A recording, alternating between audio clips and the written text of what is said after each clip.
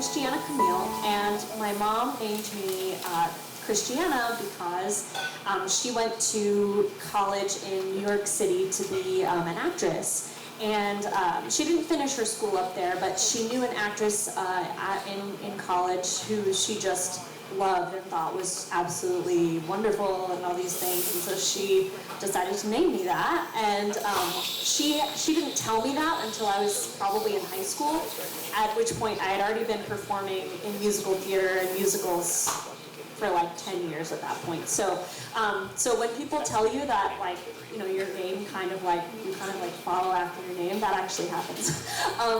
But yeah, so she named me that, but I actually want to talk about my middle name, which is Camille.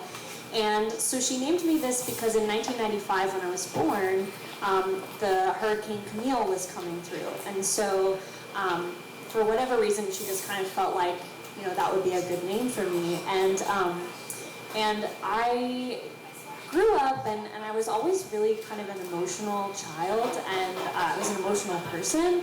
But my mom was always there, very empathetically, always ready to talk with me about my emotions and talk me through, you know, when you feel something, you really have to like take a moment and experience it, right? It's not okay to like, it's not that it's not okay, but it's not always healthy to really stuff that.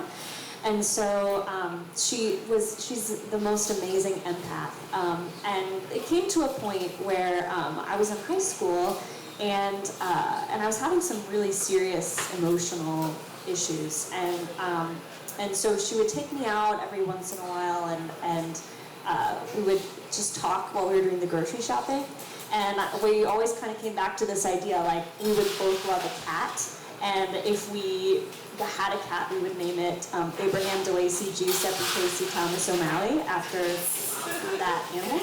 And so one day we were at the grocery store and we were talking about this cat, and she said, why don't we just go to this shelter and like go, you know, look around and see what they have. And I said, well, okay, Mom, but if they have an orange cat named Thomas, we're gonna get the cat. And she said, okay, that's fine, okay, you know. And so of course we go into this animal shelter, and lo and behold, there's an orange tabby cat named Thomas in the shelter. And I said, oh my gosh, Mom, can we get this cat? And you know, so of course she's like, I like, you know, there are 5 kids in our family, so like, and we already had a dog. So she hadn't talked to my dad about this at all, but she just was like, we're getting it. And so we got it, and to this day, I feel that cat really helped me to get through that really emotional year. But more so, you know, my mom was the one who was there all the time having conversations with me at midnight when I was just crying and didn't know what I wanted to do with my life, and you know, boy problems and girl problems and all these things. And one night I was up and I was holding Thomas, and she looked at me and she said, do you know why I named you Christiana Camille? And so then she told me about the hurricane, and she said, I don't think that was a mistake, but I also don't think that means that you are chaos, right? And she said, I do think that the way that has kind of come to fruition in your life is that you sit at the middle of the hurricane, and the hurricane kind of happens around you. And I told her just how much I appreciated that she was always with me in the middle of that hurricane. And she showed me a song. She said, you know, this makes me think of a song. And she showed it to me, and she sang along with it to me while I was holding this kitten. And it's just one of those formative moments that you have in your life. So I'm going to share a little bit of that song with you if I can. It's called Eye of the Hurricane by David Wilcox, and it goes like this. The tank is full, the switch is on, the night is warm, the cops are gone, Rocket Bike is all her own. It's called a hurricane.